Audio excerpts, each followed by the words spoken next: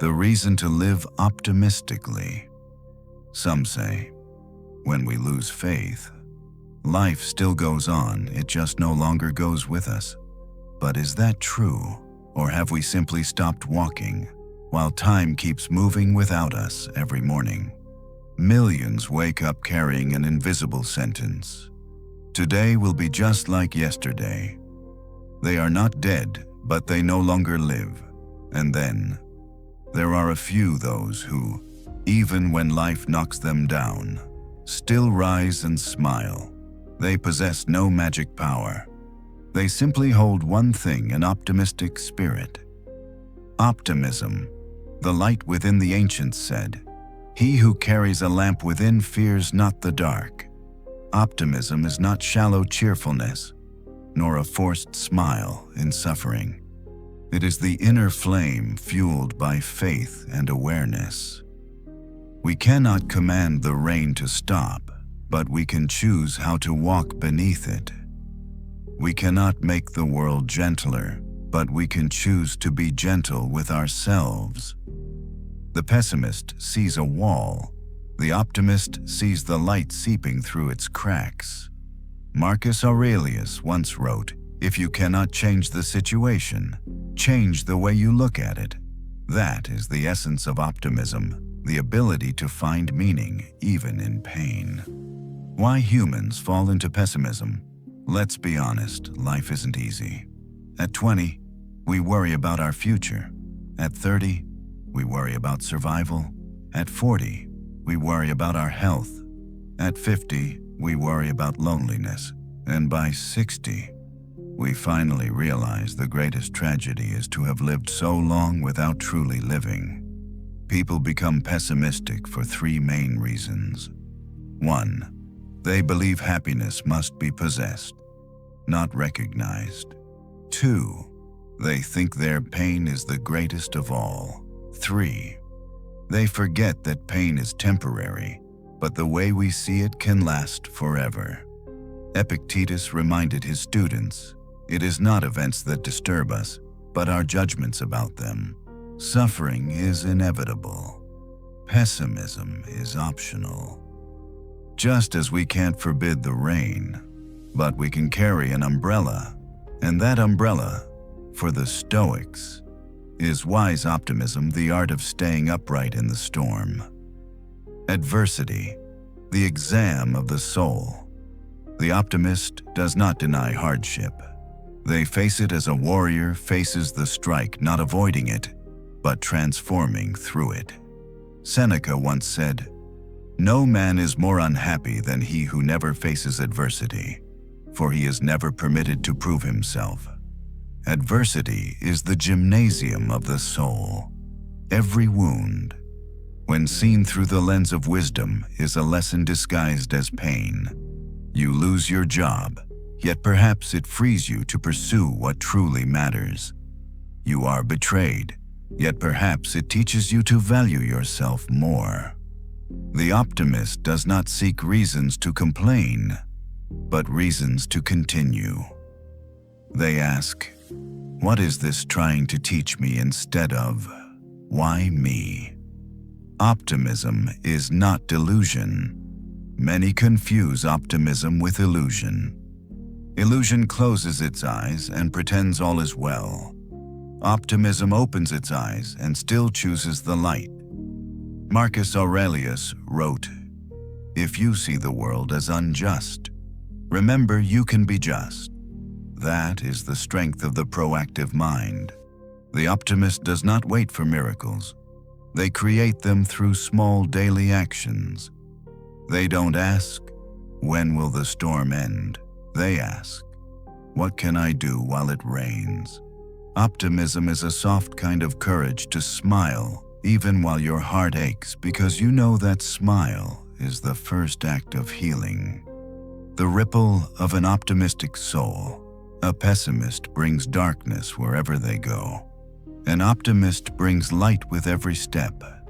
Energy is contagious. A hopeful teacher can transform a generation. An optimistic parent can hold a family together. A cheerful co-worker can make the workplace a place people want to return to. Optimism is not just a gift for yourself. It is a gift to the world. When you see with light, you become a source of it. Choosing optimism. Choosing freedom. Ultimately, optimism is not a mood. It is freedom. The pessimist is chained to circumstance. The optimist becomes their own master. When you choose optimism, you cease to be the victim of fate. You become the author of your story. Epictetus said, "No man is free who is not master of himself." Freedom begins in the mind when you stop blaming life. Stop resenting others and start choosing the light within. In short, the pessimist curses the storm. The optimist plants flowers after it, but the wise one learns to love both the storm and the rain. Cultivating a positive mindset. Some people spend their whole lives looking at the world yet never truly see it. They don't see reality, only the dark version inside their own minds. Two people walk under the same sky. One curses the rain, the other smiles because the earth is alive again. The sky hasn't changed, only their perception has. And that is why a positive mindset is not painting the world with bright colors. It is the art of seeing life through the clearest eyes of the soul, the source of all emotion. Thought. Seneca once wrote, "There is nothing good or bad, except in our thinking. Thought is the seed of emotion. If you plant suspicion, you'll harvest fear. If you plant gratitude, you'll harvest joy." So if you want to change your emotions, you must first change the way you interpret the world. That is why the Stoics never prayed for an easier life. They prayed for a stronger heart. When your mind changes, the world around you changes with it.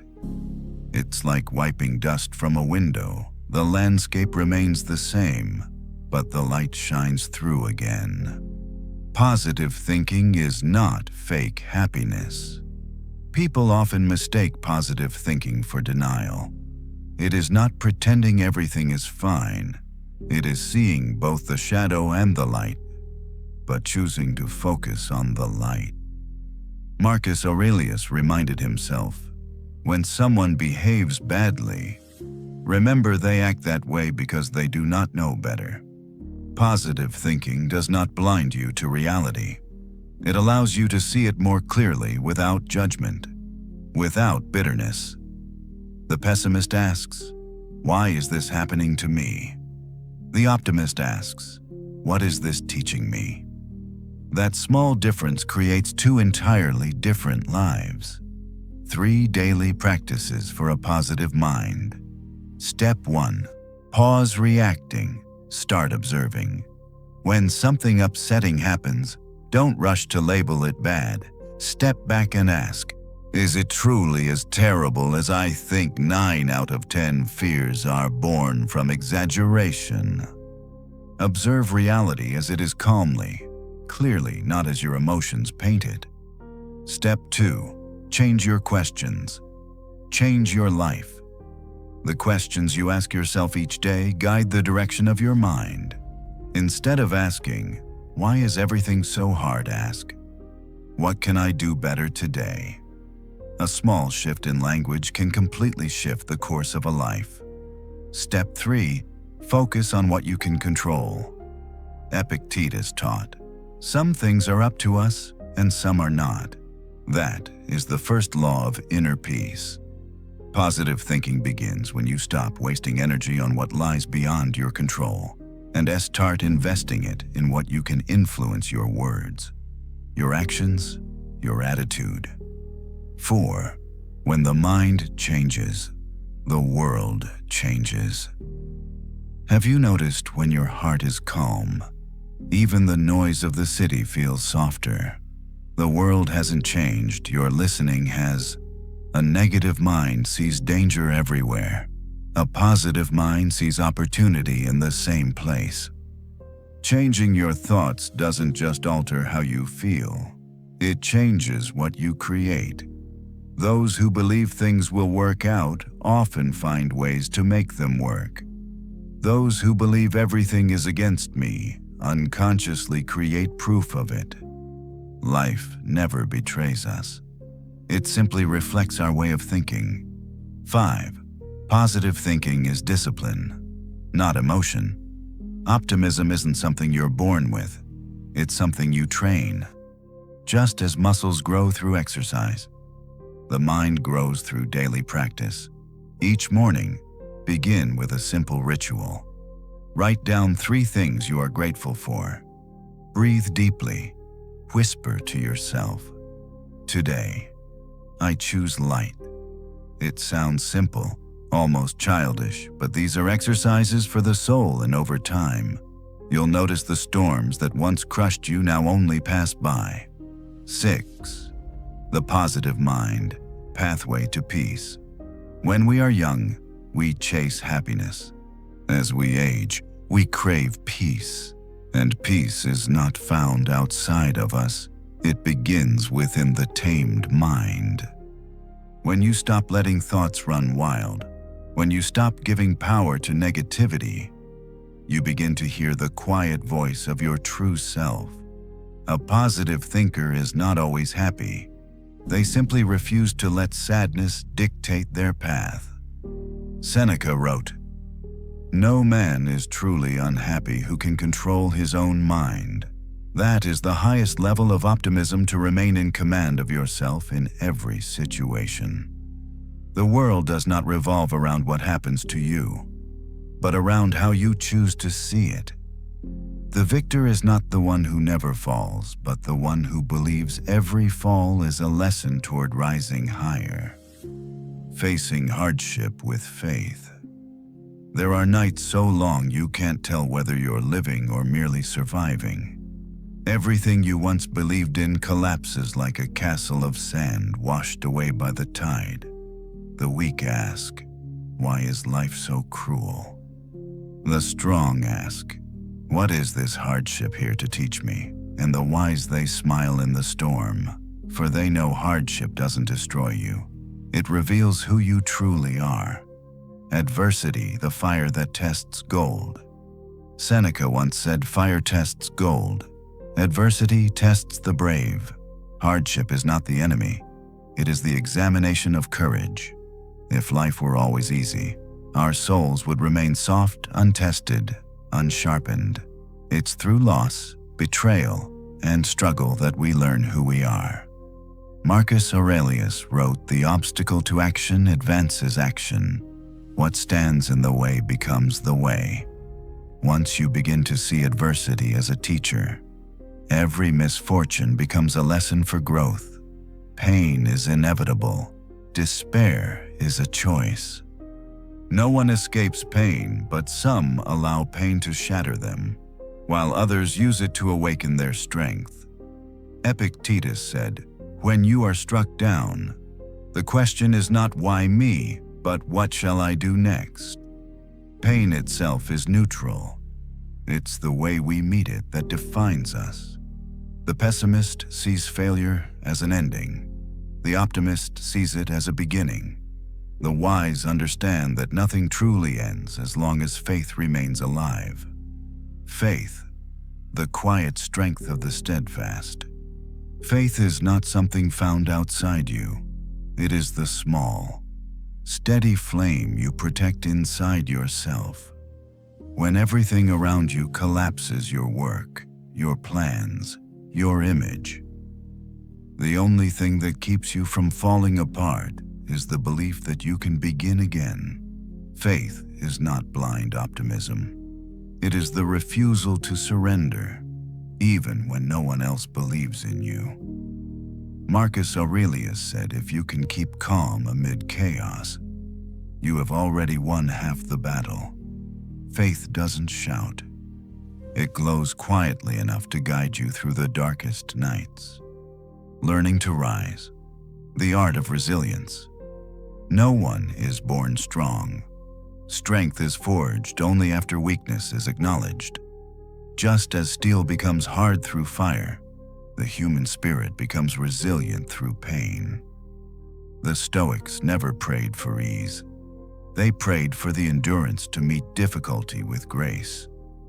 Seneca taught, "The man who has never been challenged will never know what he is capable of."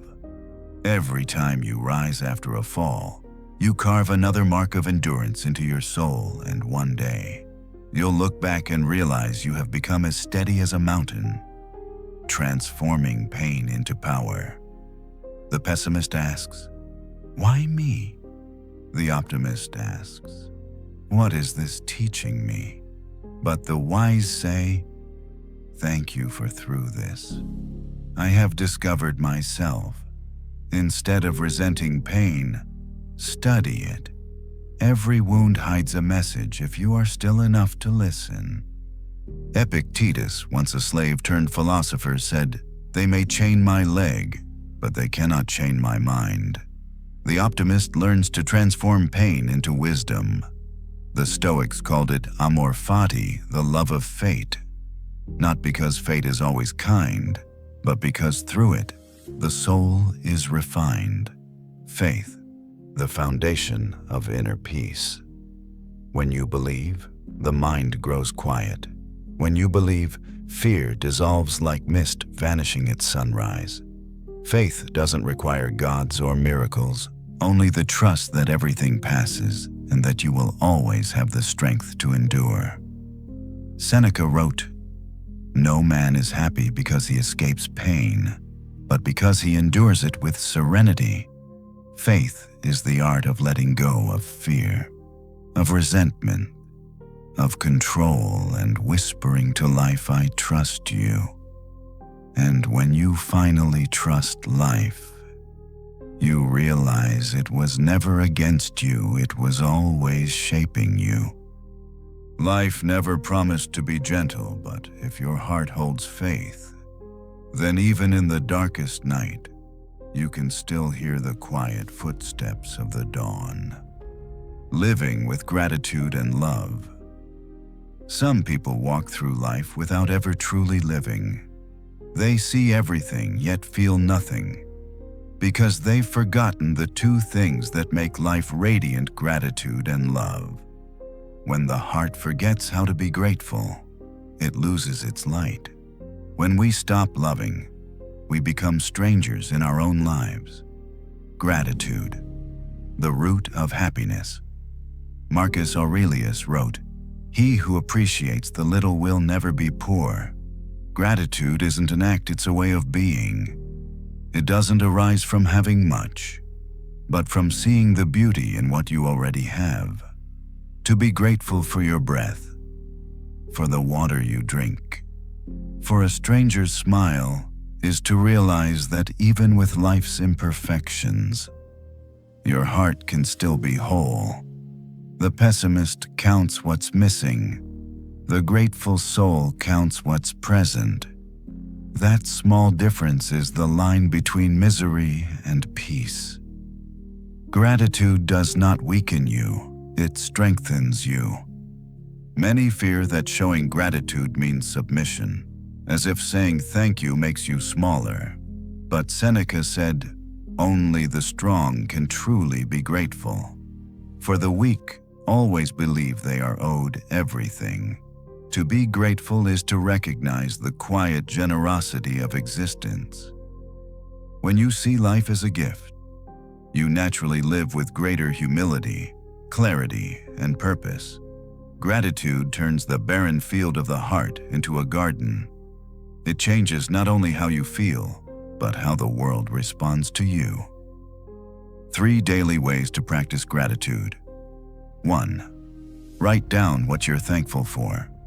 Each morning or before bed, write 3 small things that bring you joy. A good cup of coffee, a kind message, a calm sunset. This trains the mind to seek what is right, not what is wrong. 2.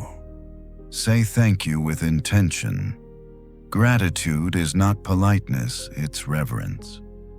Every thank you you speak plants a seed of goodness in someone else's day, and strangely, the more you thank others, the more life seems to thank you back.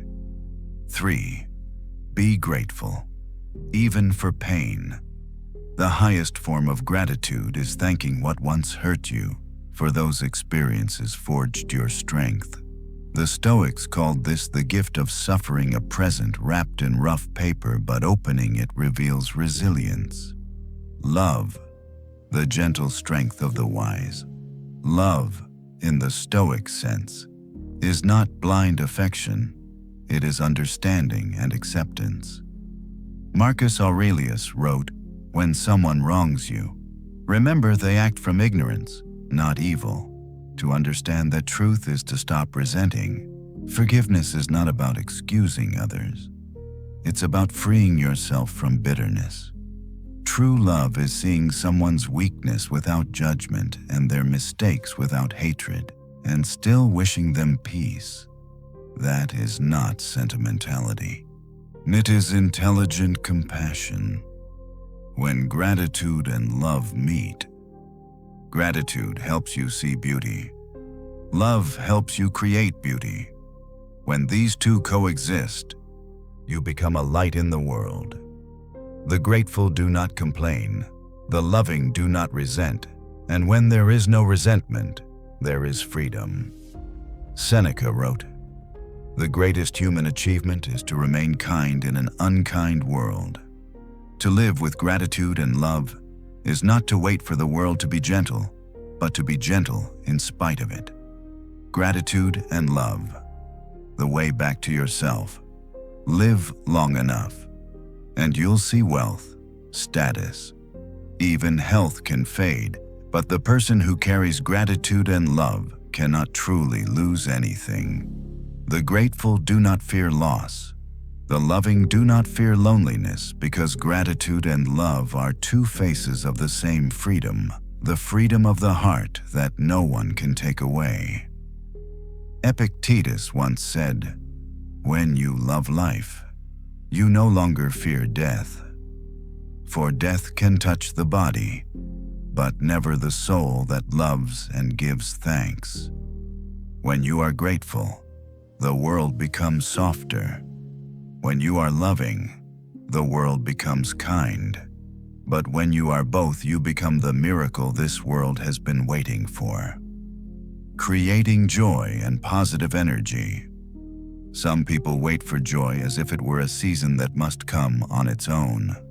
They wait for the right job, the right love, the right day, and in waiting, life quietly slips by. But joy doesn't arrive like spring after winter. It is cultivated like a garden we tend each day. The wise do not ask, "How can I be happy?" They ask, "What can I create that brings joy to myself and to others?" Joy is not found. It is created.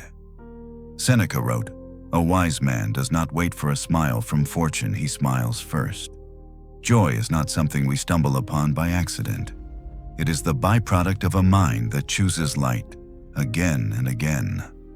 The pessimist says, "I'll be happy when things go right." The Stoic says, "I'll be happy because I choose to see what's right." Joy begins not in pleasure, but in presence, in the simple act of being fully here, breathing, noticing, and appreciating. Marcus Aurelius reminded himself each morning, "You have woken up. You are alive. What else do you need that is not denial? It is awareness transformed into gratitude. The energy you carry shapes the world around you. Every thought you hold radiates outward. Your energy, calm or chaotic, becomes the atmosphere others breathe. When you walk into a room with kindness, the air changes. When you speak with peace, you remind others that peace is possible. We are transmitters of energy, and the first responsibility of a wise soul is to keep their energy clean." Seneca said, "Associate with those who make you better, and be such a person to others. Your energy is your silent teaching. Long before you speak, people feel you, so make your presence a sanctuary, not a storm. Daily habits for creating joyful energy. 1. Begin with light. Each morning, spend a few moments in silence before the noise begins. Breathe deeply. Feel gratitude for the simple gift of existence. Don't check the world, check in with yourself. 2. Move the body, free the mind. The Stoics valued the harmony between body and soul. A brisk walk, a stretch, a moment under the sun. These are not luxuries. They are ways to keep your inner fire alive. 3. Give before you receive. Joy multiplies when shared. Offer a kind word, a small favor, a sincere smile. Every act of giving plants the seed of renewed vitality in your own heart. The Stoic source of positive energy. Meaningful action. Epictetus taught happiness and freedom begin with one principle. Some things are within your control, and some are not. You cannot control how others treat you, but you can control the spirit in which you live. Positive energy isn't about pretending everything is perfect. It's about acting with purpose even when things aren't. When you put meaning into what you do, energy naturally flows back to you. Because joy is the echo of meaningful action. Letting go, the hidden key to joy. The heavier your mind, the dimmer your light. Many people lose their joy not because of what happens, but because they cling too tightly to what should have been. Marcus Aurelius wrote, "You have power over your mind, not outside events. Realize this, and you will find strength. To let go does not mean to give up. It means to release what steals your peace: anger, regret, comparison, and fear. The moment you let go, you make space for joy to return. Joy is a practice, not a reward. Joy is not the result of success. It is the foundation of success. When you work from joy, you create better. When you speak from joy, you heal others. When you live from joy, you become unstoppable." Seneca called this the serenity of the wise. He said, "A happy life is one that is in agreement with nature." To live in agreement with nature means to flow, not resist, not demand, but move gracefully with what is. That is where joy lives, in harmony, not in control. Joy does not come to those who wait. It comes to those who build it one thought, one act, one heartbeat at a time. Be the source of joy, and life itself will begin to shine through you. Living with purpose and meaning. Some people walk their whole lives without knowing where they're going. They work, succeed, and fade like a leaf that falls without ever knowing why it grew. Others live fewer years, yet every step they take leaves a trace of purpose. They do not merely exist, they are truly alive. The question is not how long do we live, but what are we living for when life lacks direction? Seneca once said, "No wind is favorable to the ship that knows not its port." Modern life gives us more comfort than ever yet, more emptiness than ever. People rush, achieve, collect, but rarely pause to ask why. We work to earn money, then spend money to heal the exhaustion from working. We chase success, and when we finally grasp it, our hearts still feel hollow. Not because we lived wrongly, but because we forgot to live intentionally. Marcus Aurelius would ask himself each night, "Did what I do today truly honor the life of a human being?" That question, simple, profound, is the compass of a purposeful soul. Purpose, the flame that guides you. Purpose is not a goal to reach. It is the reason to rise each morning. A person without purpose is like a ship without a rudder. They move, but they never arrive. Seneca wrote, "If you do not know what you want, you will never find it." Purpose doesn't have to be grand. It only needs to be true. A gardener who tends his flowers with love may live a more meaningful life than a king who conquers without reason. Meaning is not measured by scale, but by sincerity. How to rediscover your purpose amid chaos. Most people don't lack dreams, they just listen too long to voices that aren't their own. The Stoics offer 3 timeless steps to find your direction again. Step 1. Be still and listen to yourself. Sit quietly and ask, if tomorrow were my last day, what would I wish to do today? Your first honest answer is often the whisper of your soul. Step 2. Separate what you want from what you were told to want. Society tells us to chase wealth, fame, admiration, but the soul only seeks peace, freedom, and connection. Follow what makes your heart feel alive, not what makes others applaud. Step 3. Move 1 step closer. Every day. Purpose isn't a leap, it's a rhythm. Each small act done with meaning is a victory of the spirit over emptiness. Purposeful goals, not beautiful illusions.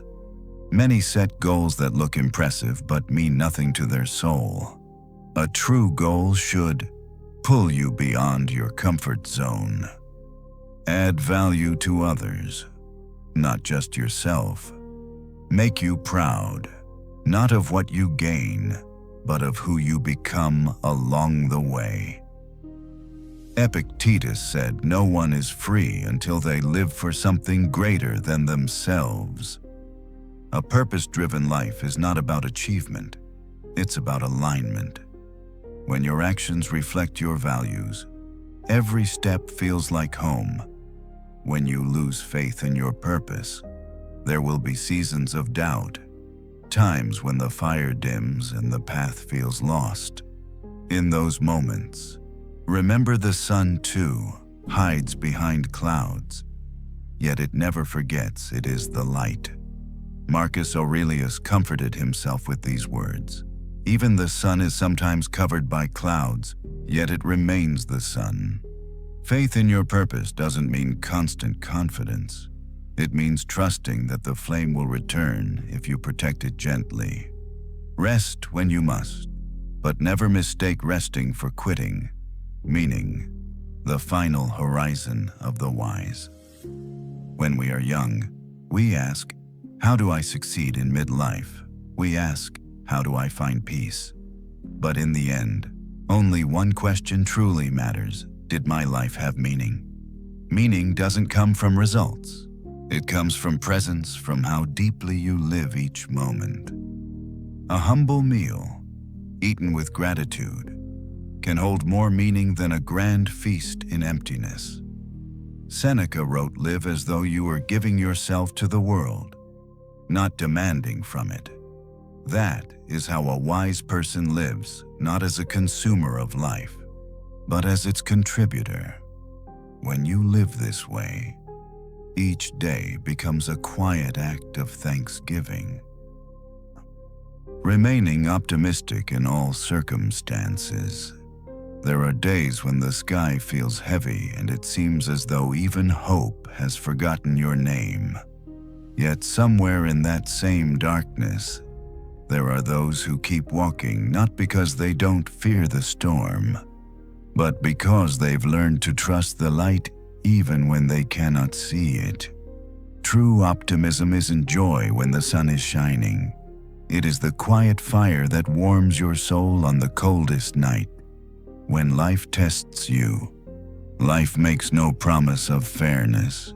You can give everything and still lose. You can love deeply and still be hurt. You can fall, and no one may come to lift you. Marcus Aurelius once wrote, You may not control what happens, but you can always control how you respond. That is the essence of Stoic optimism, not the denial of suffering, but the acceptance of reality with courage. It is only when everything collapses that you discover the foundation of who you truly are. Adversity is not punishment. It is the mirror that reveals your strength. Optimism is acceptance, not escape. The Stoics did not deny pain, they befriended it. They knew that to resist reality is to suffer twice. Seneca said, "Nothing unexpected befalls the one who prepares their soul for everything." To remain optimistic is not to avoid sorrow. It is to look it in the eye and whisper, "You will not take my peace." Acceptance is not surrender. It is the end of useless struggle. When the mind stops fighting what is, energy returns to build what can be. That is where optimism begins. The vision of the wise optimist. The wise optimist does not pretend everything is good. They simply choose to see the good that still remains. They understand that loss teaches appreciation, failure teaches humility, pain teaches compassion.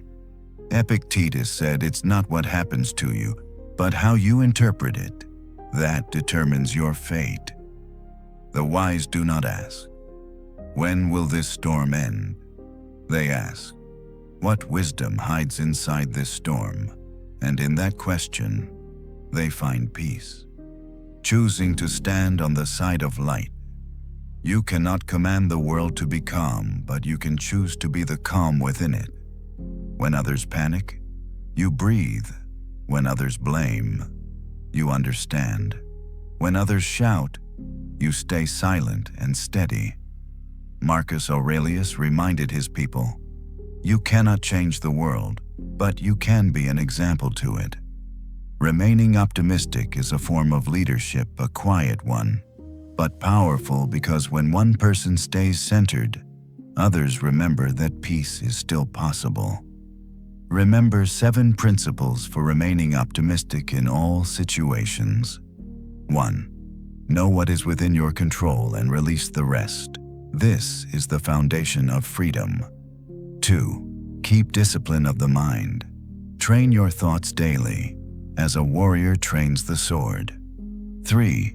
Practice gratitude. Gratitude turns fear into strength and scarcity into sufficiency. 4. Accept impermanence. Everything passes: joy, pain, success, and sorrow alike. 5. Protect your environment. Surround yourself with minds that lift you higher, not drag you lower.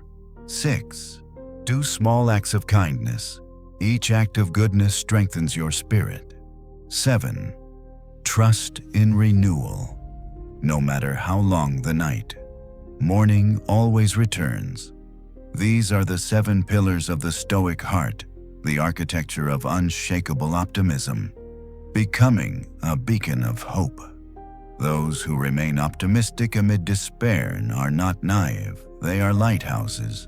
When you stay calm in the storm, you remind others that peace exists. When you keep smiling through hardship, you show others that joy is still possible. Seneca said, "Live in such a way that your actions teach others how to live." No speech can move hearts more deeply than a single life lived with steady grace. You may never know who you've inspired, but someone, somewhere, will keep walking because you refuse to give up. Optimism, the path to inner freedom. In the end, remaining optimistic is not about keeping a smile, it's about keeping your soul free. The pessimist is chained to events. The optimist stands above them. When you no longer let circumstance dictate your spirit, you discover the truest liberty, the freedom of the mind. Epictetus called it the freedom of the soul. The free person is one who neither fears nor depends on what lies beyond their control. To remain optimistic is to declare, I may not rule the world, but I rule myself. And that is peace. Life is a river, you cannot stop its flow, but you can learn to swim with it. When you remain optimistic, you no longer fear the waves because you've realized it was the waves that taught you how to become the ocean. As we close this reflection video, pause for a moment. Breathe in slowly. Feel the quiet strength within you.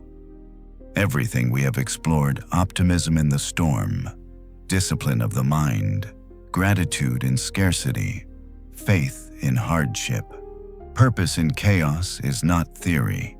It is practice. It is a way of walking through this world with your head steady and your heart awake. The Stoics never promised an easy life. Reminds us again and again, pain is inevitable. Adversity will come, storms will rise, but pessimism is optional. Despair is optional. Losing yourself is optional. You cannot control the rain, but you can choose how you walk beneath it. You cannot command the world to be gentle, but you can choose to remain gentle within it. That is your power. That is your freedom. So when tomorrow arrives, and it will do, not simply wake up, rise with intention. Before the noise of the world reaches you, whisper to yourself today, I choose light. Today, I choose discipline. Today, I choose gratitude. Today, I choose to remain optimistic no matter what comes. Because optimism is not a mood. It is leadership of the self. It is mastery of perception. It is the quiet decision to remain sovereign over your own mind. And now, I invite you to do something simple but powerful. If these reflections stirred something inside you, clarity, strength, even a small spark of hope, do not let it fade. Write down one principle that spoke to you most. Practice it for the next 7 days. Observe how your thoughts shift. Observe how your reactions soften. Observe how your energy changes. Then share it. Speak it. Live it. If this message brought value to you, pass it forward. Let it reach someone who may be walking through a storm right now. Be the lighthouse. Be the calm in the noise. And remember, you may not rule events, but you rule your response.